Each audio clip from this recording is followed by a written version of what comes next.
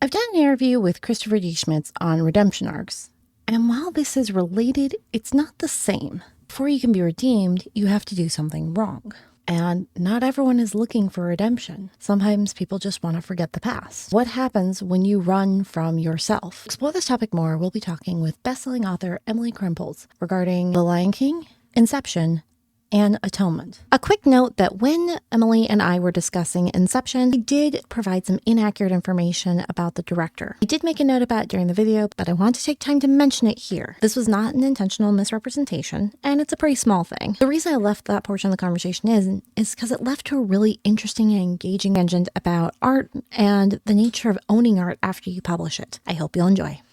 So congratulations are obvious in order because you are a USA bestseller with your debut novel. It's been a wild experience, honestly. Like it just from beginning to end has been insane. Like a lot of it still feels kind of surreal. I don't know if I quite believe that it happened yet. So right. Is this the real life? Is this just fantasy, right? Exactly. But the reason I invited you on for this particular topic is honestly just the name of your book alone, which I will let you say because I know I will just trip over that 50 times. It just tells me that this is a lot about redemption and like not being able to really get away from who you used to be. Am I following that just from the title? Oh, absolutely. There is, the whole book is very much about the nature of change and the nature of transformation and who are you and how do you create an identity that you're proud of, even in the face of, a past that you're not so proud of. If you want to just dive right in with The Lion King, we can absolutely do that. Isn't this a great place? It is beautiful. But I don't understand something. You've been alive all this time. Why didn't you come back to Pride Rock? Well, I just needed to get out on my own. Live my own life. And I did. And it's great. We've really needed you at home. No one needs me. Yes, we do.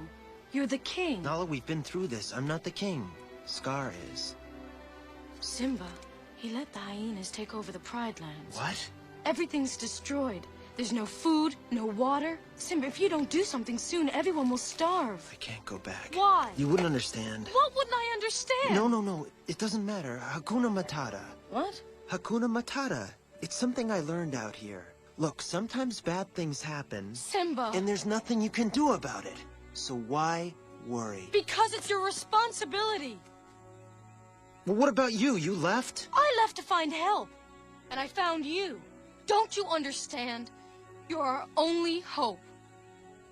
Sorry. What's happened to you? You're not the Simba I remember. You're right. I'm not.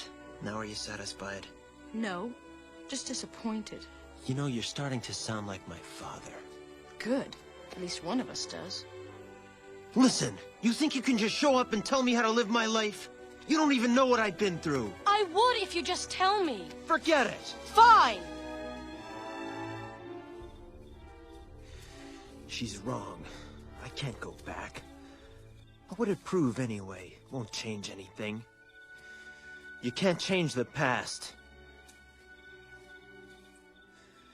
You said you'd always be there for me! But you're not. And it's because of me. It's my fault. This is a story that tackles like, okay, here's grief, here's obligation, here's like responsibility to your community. There's so much complexity woven into Simba's story that I know, as a child watching this movie and then rewinding the VHS and watching it again because I loved it so much, that stuff goes over your head. Simba has experienced terrible, terrible things and he's trying to get away from it. And, he has, I think, kind of the added aspect of his uncle being like, get the hell out of here. It's not just him like choosing to run away from it in the same way. Like he feels guilt. He feels like this is his only option. But like, right. Learning to accept his own responsibilities and learning like when to come back and learning like how to be himself and not just run away from it and be someone else. You can say Hakuna Matata all you want, but you can't live life without worries and without responsibility. And there has to be that balance. Like I said, a lot of this stuff I think goes over the heads of the children who are watching it, but they're taking it in. We're learning from this eventually. I'm not even sure if it goes over their head, like you said, because they do take it. It's kind of like the balance between exposition and conflict. If you find a way of weaving those together, then your reader just automatically understands the exposition without realizing that they do. And I think that's kind of the same thing here. They wove the themes in with the story and the narrative so that you're aware of it, but you're not sitting here feeling like you're in a history class or like you're being preached to. And yeah, that's it. That I agree. Like they do this so well. Like everything is built in to the point where you understand exactly why Simba's doing exactly what he's doing. Even if you understand, like, no, buddy, you got to go home. You have to save Pride Rock. Like, the other lions need you. Everybody needs you over here. You can understand that as a viewer and still understand why he's feeling the way he's feeling. And that's good storytelling. The setup, the whole first act of the movie and the whole, like, just the buildup of him becoming who he has become, we understand it. We have a lot of empathy for him. And I think when you're writing a character who, and Simba's far from a villainous character, but when you're writing any kind of character who has something about their past that they are ashamed of and something about their history that they are trying to get away from, you need that understanding there, because that's how you build that exposition without it seeming preachy, without, just like telling everybody how they're supposed to feel. We instead get to feel it through those characters. Yeah, absolutely. And I think it's one of those beautiful things where I'll be honest, I haven't read your book yet because my husband wrapped it in second issue. So I'm like, behave, what the hell, man? But I know in my third book, there is this big thing where both the characters have found out that they've made really bad decisions that you understand why they did it. It was to save people they cared about. But in both situations, it cost hundreds of people their lives. It's like, oh, yeah, that would F with you. And it's like, okay, does that make you a bad person? Does it make you a good person? Like all these little complicated things about the fact that you're just a human and you've made a mistake. At some point, you've got to decide to do something about that mistake. Yeah. Somewhere. Yep. I think that's part of the reason your book appealed to me so much is because that theme was so heavy in my head. But it's laced so well in this movie where the theme is, I'm going to plagiarize my last guest, actually. It harmonizes with the theme. Yeah. Instead of getting overwhelmed by it. Mm-hmm.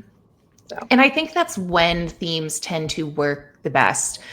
Because you feel, if we follow kind of that metaphor of a harmony, like when a song is a single melody and you hear that one, just that one tune, you remember it. But the harmony, I think, is what carries resonance. And it's what kind of like allows the music to sort of like fill you and for you to have that kind of whole body experience of listening to it and of feeling that. And I think that same thing is very much true for storytelling. Being able to build a theme that works in harmony with the main plot and main narrative here is what allows the story to take on deeper meaning, allows it to be felt on a much different level. It is all of these things working together. It's that conflict, it's the narrative, it's these characters and their journeys, and all of these things kind of wrap themselves around a theme and build something whole from those parts. I think it's also, and this is maybe something that both of our works have addressed, kind of also acknowledging everyone is going to screw up. Yeah. And at some point, you're going to have to look in the mirror and face that. If you learn how to look in the mirror and face that without averting your gaze, you're going to be able to address those mess ups in the future that will happen a lot more successfully. You'll be able to move on much faster. Absolutely. And one of the messages that I had a lot of fun kind of exploring in Violet Thistlewaite is not a villain anymore is very much that. It's that you can run away from it all and start a new life and pretend to be a new person with a new identity, or you can ignore your past as another character does and just kind of think, okay, I'm moving forward. I'm just going to try and pretend as much as I can that didn't happen and just try and do something completely different here.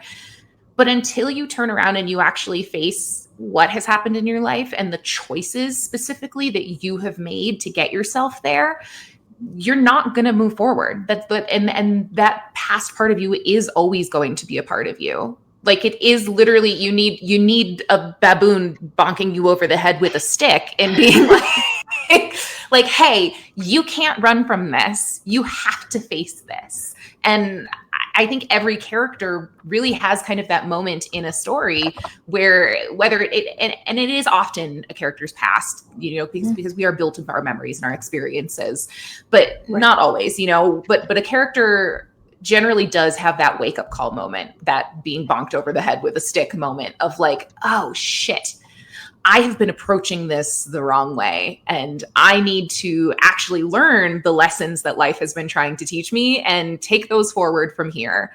And that's, the nature of storytelling and the nature of change and growth and how we work as people. So you mentioned the monkey bonking on that, which is the very next scene after this, right?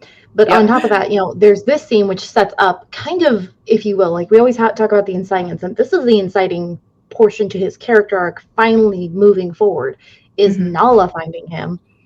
And she's like the one person equipped to really call him to the mat and say, nope, you're wrong. So like that little line, at least one of us sounds like your dad. Ooh.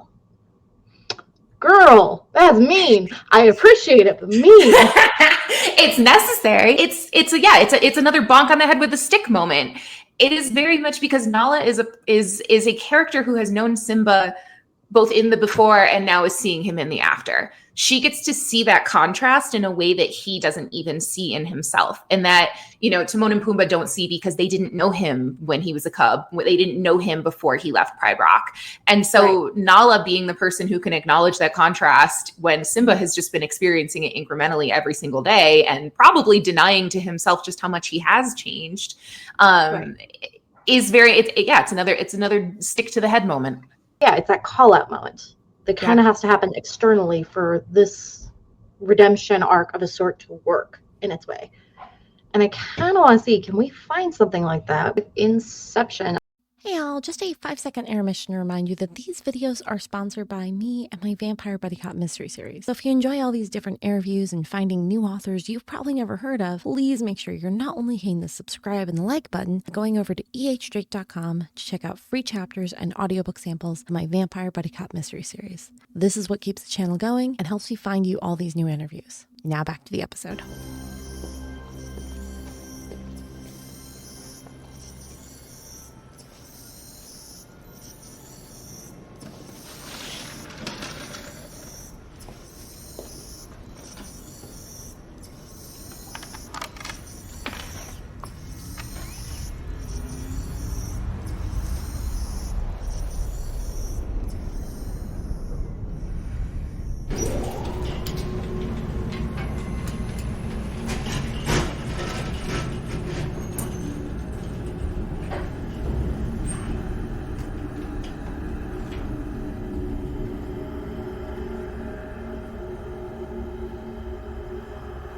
You know how to find me. You know what you have to do. You remember when you asked me to marry you? Of course I do. You said you had a dream. And we'd grow old together. And we can.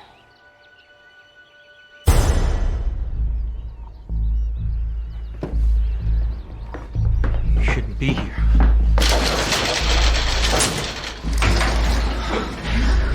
I just wanted to see what kind of tests you're doing on your own every night. All right, well, this has nothing to do with you. This has everything to do with me. You've asked me to share dreams with you. Not these. These are my dreams.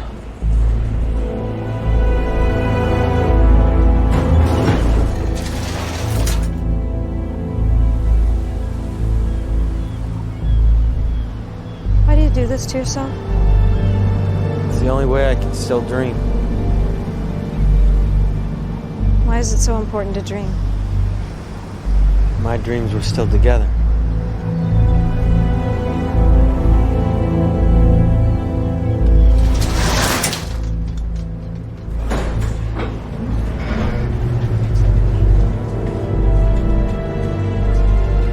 These aren't just dreams. These are memories. And you said never to use memories. I know I did. You're trying to keep her alive. You can't let her go. You don't understand. These are moments I regret. They're memories that I have to change. what's done there that you regret? Listen, there's only one thing you need to understand about me.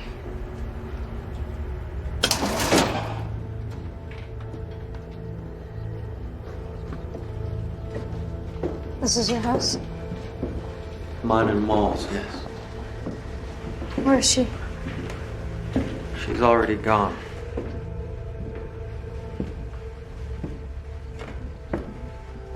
It's my son, James. He's digging for something, maybe a worm. That's Philippa. You see, I thought about calling out to them so they'd turn and smile and I could see those beautiful faces of theirs, but it's all too late. Right now, or never, Cobb.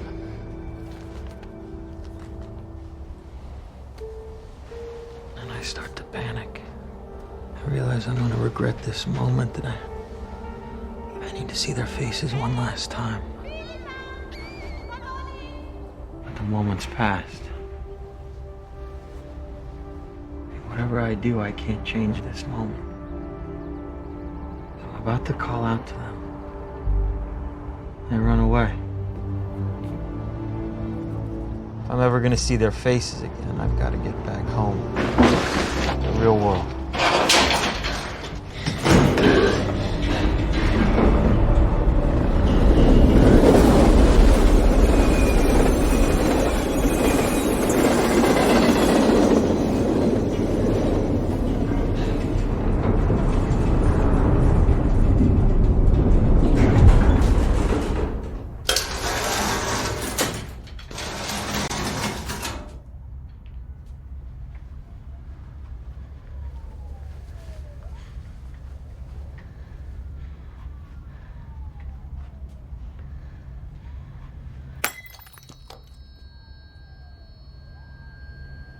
What are you doing here? My name's... I know who you are. What are you doing here?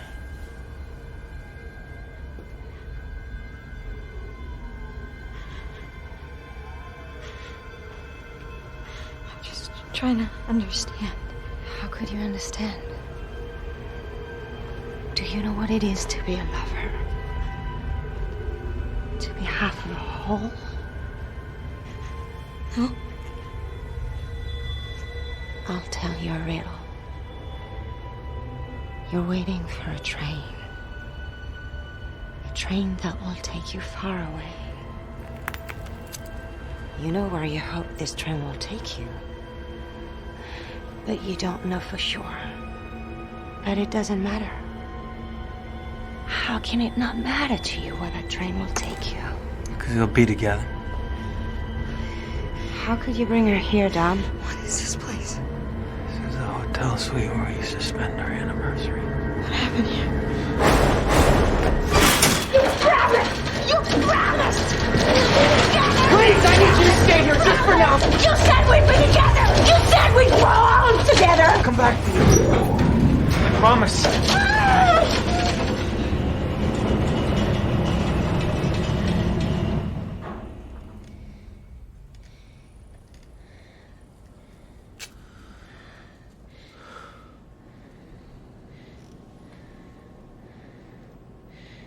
Do you think you can just build a prison of memories to lock her in?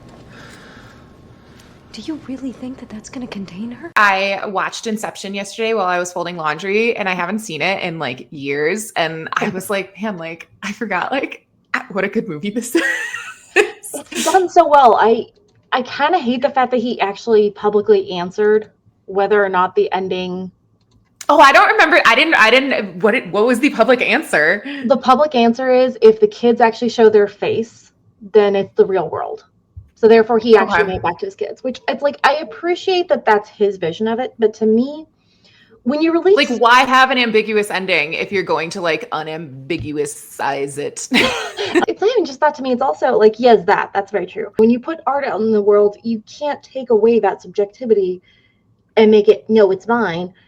It was yours until you released it. Now it does not belong to you anymore. Exactly. So that's kind of how I feel about that whole Inception thing. It's like, I get that that's how you felt about it, but a lot of us had different interpretations. And, you know, some of us were optimistic, some of us were pessimistic. And it was a good conversation. And you killed the conversation a little bit. Yes, Come exactly. on. Yeah, you just like ended the entire like any amount of discussion for that. No, that movie came out when I was in college, and I was friends with a lot of film students, and so it was like the big topic of conversation at the time. Talking about it with a lot of film students and coming at it from the perspective of being like a literature student, somebody who is also engaged in story a lot. Like we had a lot of really interesting discussions about that ending and about like some of the visual cues. Like, did the top wobble? Like, did there, like, what do we think? Do we want it to be real? Do we not want it to be real? Does it wrap it up too neatly? What does that say about the rest of the themes of the story? And like, I don't know, it because you're right, like giving a definitive answer like ends those conversations, and also, like you said, tries to take back ownership of something, of a piece of art that is no longer yours. Inception is so interesting because it is literally a story about memory and about like ideas and the way that like that things build in our brains. And Cobb and Mal, I feel like, are such an interesting aspect of that, because she is literally like the specter that haunts him through everything he does. He is a man who is desperately trying to both escape this past and get back to it, which is such an interesting kind of juxtaposition. Going through this like this basically like a memory palace, or like a memory prison, I guess, as Elliot Page's character kind of puts it, is such an interesting look at who he is, because he is a person who does not want his dead wife showing up in all of his work situations and ruining everything that they do. Right. But he is also like grieving, and her showing up in general is him very much refusing to acknowledge a lot of that grief and refusing to face a lot of that grief of his past. And so he just keeps going back to it, and he finds himself every single night revisiting it and trying to find his way back to her, even though the conscious part of him understands that like that is not something that he can do. And so I think if we look at Inception as kind of like a contrast to what we just talked about in The Lion King, like Simba is literally running away from his past. He never wants to be a part of it. He doesn't want to be that identity of who he was in his past life. Cobb is trying to recapture something that is completely gone. And he is trying to recapture a moment in his past identity that no longer exists. They're in their house. You notice he's talking in present tense. He is still living in the moment where he had to abandon his children instead of looking forward to the next section. And it's very apparent in that moment where he's so lost in that he doesn't even realize that Paige has gone right down the dang hallway until she slams that gate. That's the only thing that wakes him up and makes him go, oh, wait a minute. Because he is so stuck in the past. He can't even pull his head out.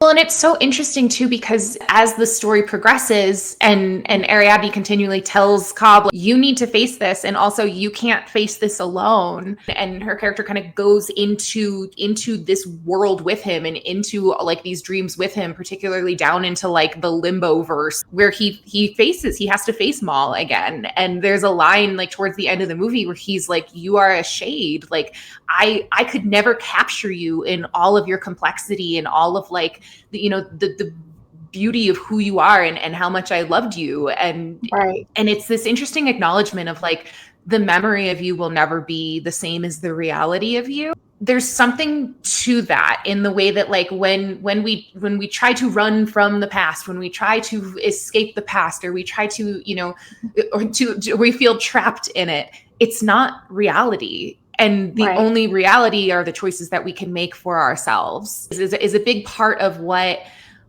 I try to accomplish in Violet Thistlewaite, is that sense of like things that have happened. All you can do is move forward, and all you can do is continue making choices that make you proud of the person that you are, and that allow you to try and capture who it is that you want to be. And our pasts will always affect us with that, but like you can't change that part. Yeah, there's a magnet my mother-in-law gave me a while ago. It's the only person you should be competing with is the person you were yesterday. I think that's the big theme that we have to explore in these stories is you messed up. Yeah. How are you moving on now? And I think there's so much, in Inception where so much of the story revolves around letting go of the past, not just escaping it, but choosing to let go of it. Even, Cillian Murphy's character, they're trying to plant this idea in his head that will make him destroy his father's business. And what it comes down to is him letting go of the idea that his father didn't love him, and him letting go of the idea that he has to be who his father was. And there's something so powerful in that kind of like parallel track to Cobb's journey, where by the end of the movie, you know, he spins that top that was his dead wife's totem, that was literally him clinging to something that no longer exists, and using that item, you know, that represents her death, that represents his past, as his tether to reality, spinning it and choosing to walk away before he sees if it falls. Whether or not the director wants to maintain that ambiguity, I feel like it's so important to the story because it speaks so much to the nature of choice, and it speaks so much to the nature of intention. Now, speaking of conversation enders, I think the final clip from Atonement is a good place to just segue right into it. Could we stop for a moment? Of course. Is something the matter? I just need a couple of minutes by myself. Minutes by myself. Bryony Tallis, your new novel, your 21st, is called Atonement. It's... Bryony?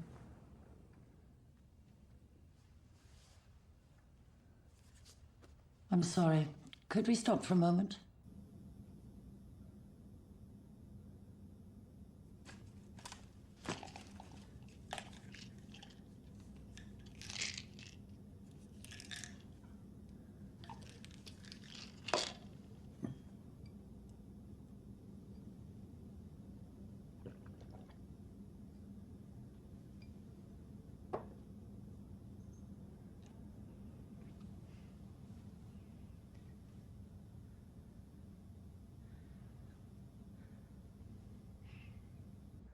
Bryony Tallis, I'd like to talk now about your new novel, Atonement, which comes out in a few days to coincide with your birthday.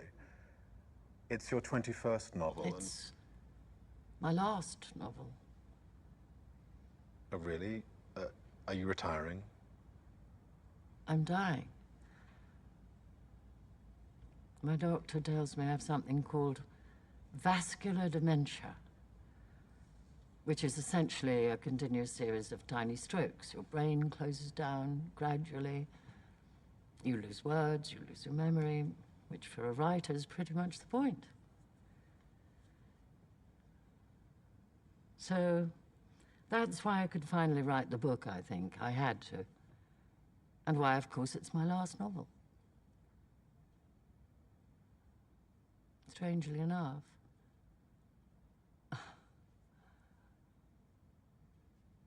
it would be just as accurate to call it my first novel. I wrote several drafts as far back as my time at St. Thomas's Hospital during the war. Just couldn't ever find the way to do it. Because the novel is autobiographical, is that right? Yes, entirely. I haven't changed any names, including my own. And was that the problem? No. I had for a very long time decided to tell the absolute truth. No rhymes, no embellishments.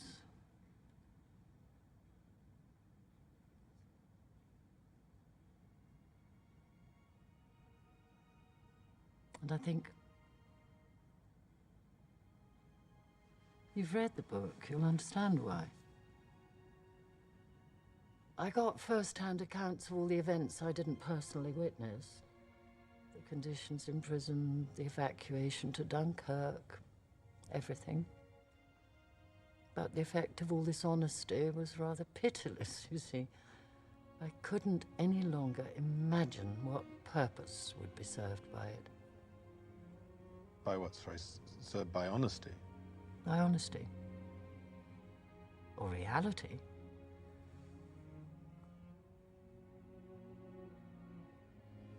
Because, in fact, I was too much of a coward to go and see my sister in June 1940.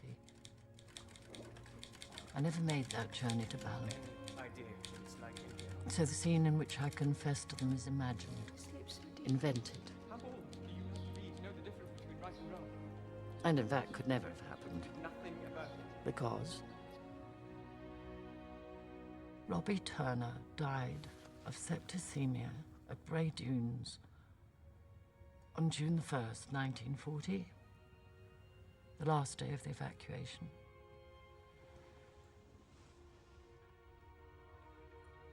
Cheerio, pal.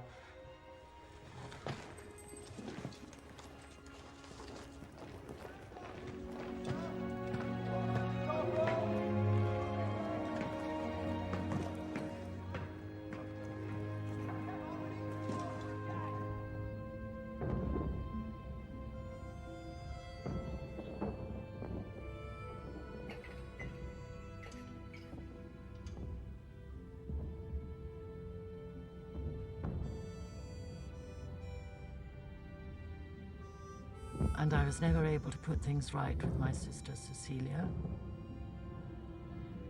because she was killed on the 15th of October, 1940, by the bomb that destroyed the gas and water mains above Balham Tube Station.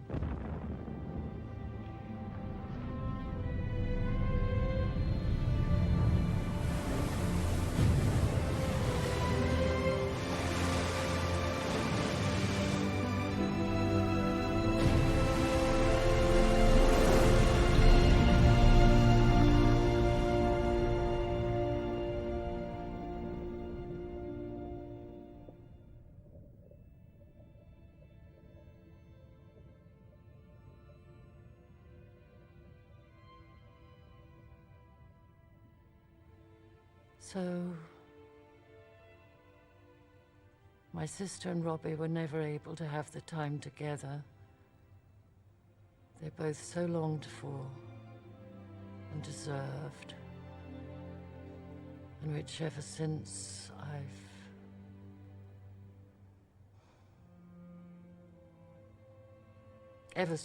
I've always felt I prevented.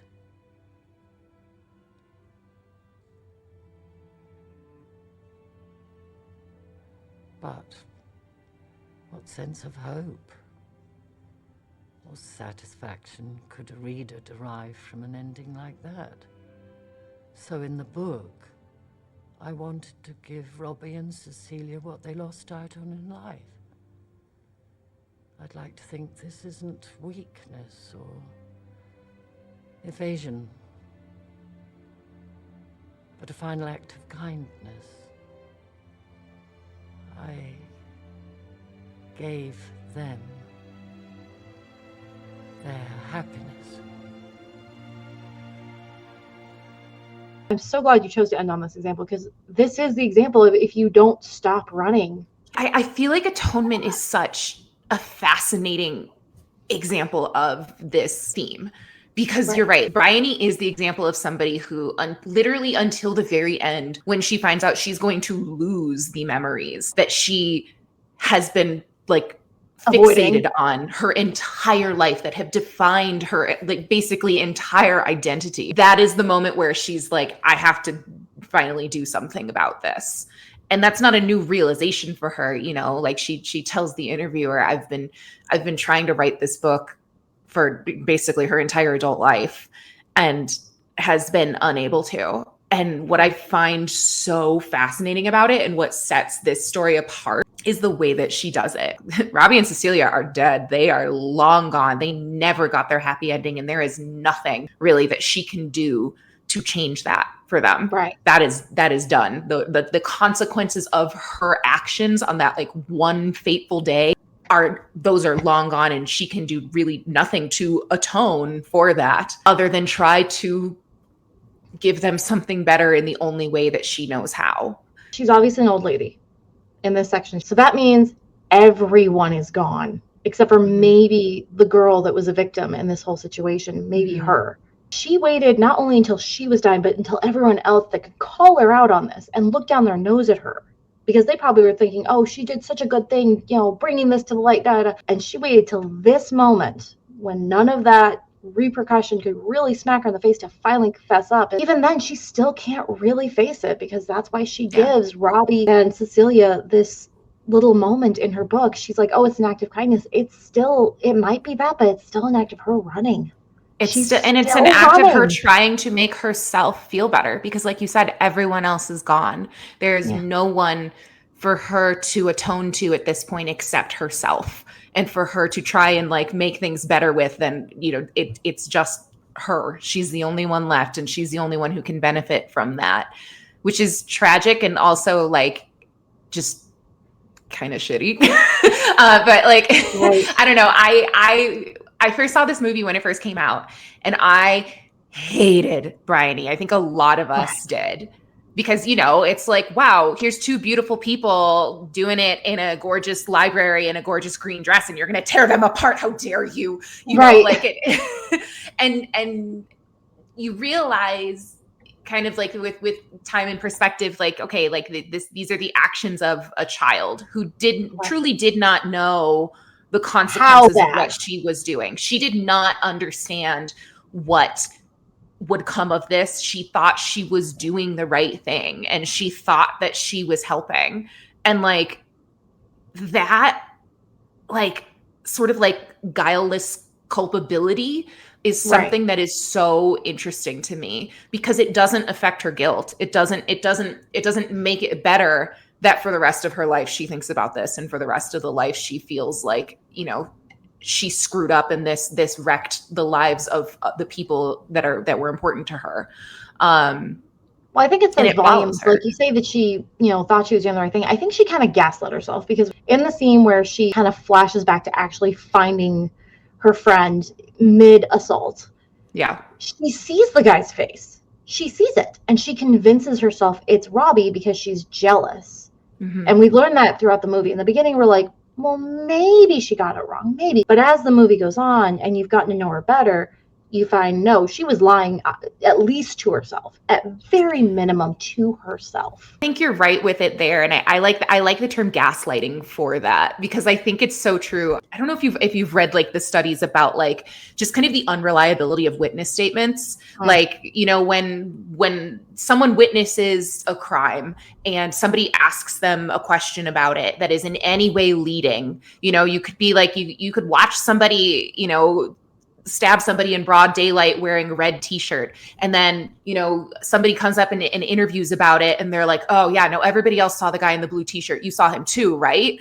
And like the way that your brain overwrites that information until you are certain, you know, beyond a shadow of a doubt, that you saw a person in a blue t-shirt stabbing that person, even though you saw, you know, that's not what you saw what actually happened, and it wasn't that.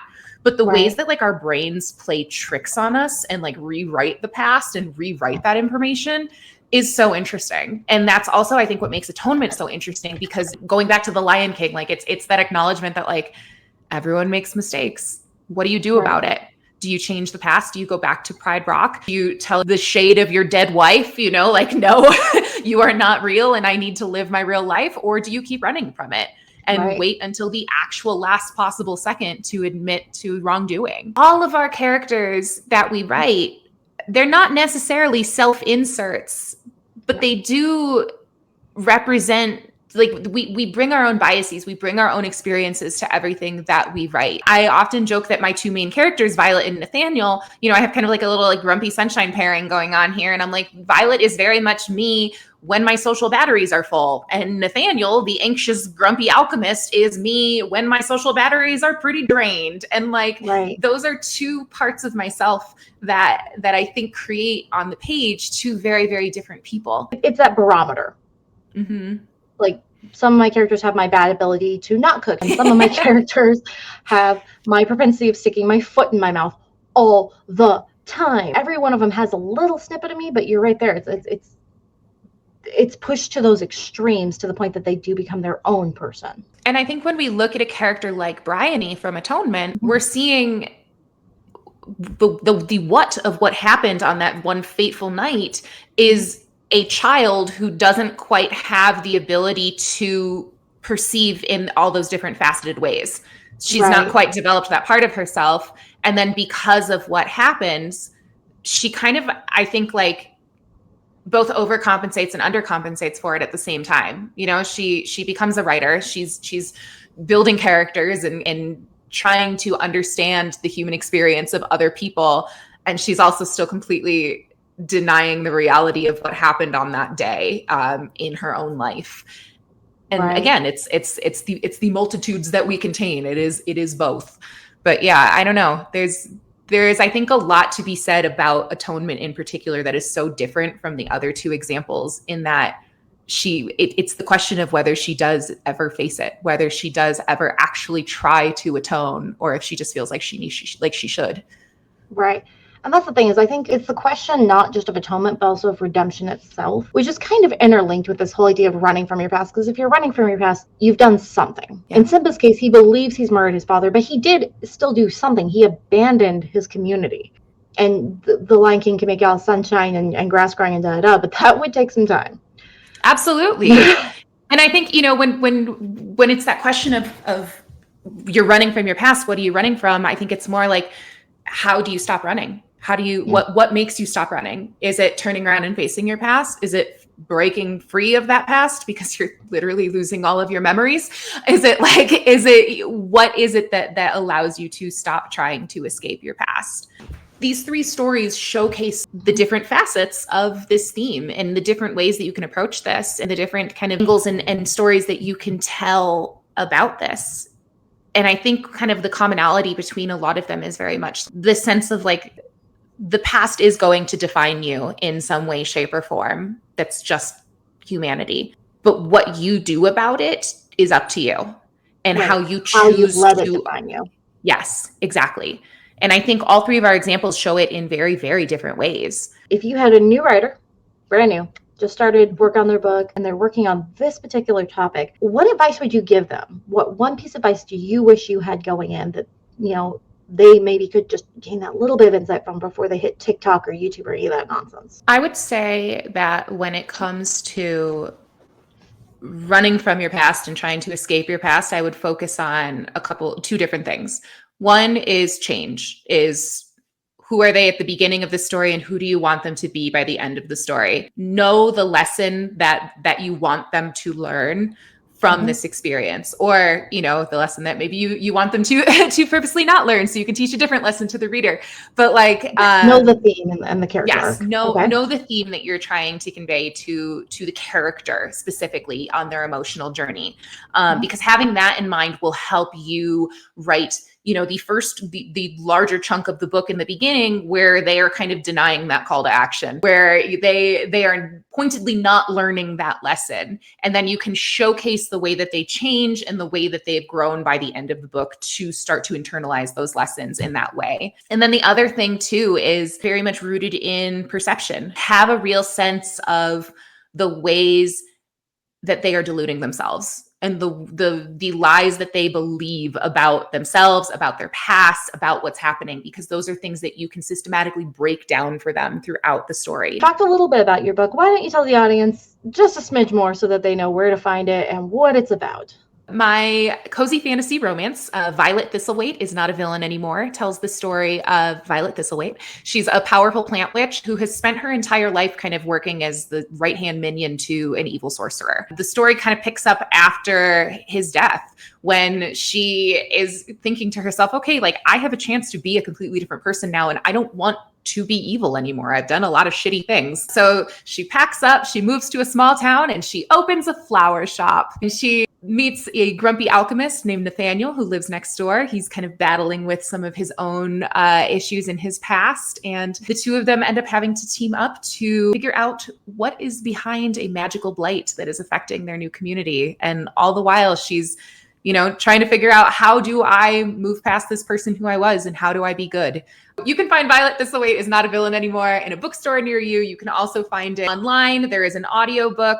You can visit my website, emilykrempholtz.com, if you're looking to get your hands on it. This was a longer interview than usual, so I'm going to keep the outro pretty short. First off, thank you so much, Emily, for your time. Emily is one of those few guests that I have never met before, so she honestly took a gamble by coming on my show without really knowing me, and I appreciate that. All of her links will be down below, but now I want to hear your thoughts, not only about the nature of character who is running from their past, but also on the nature of owning art after you make it a product. Please leave your thoughts down below. Thank you so much for joining us, and happy writing.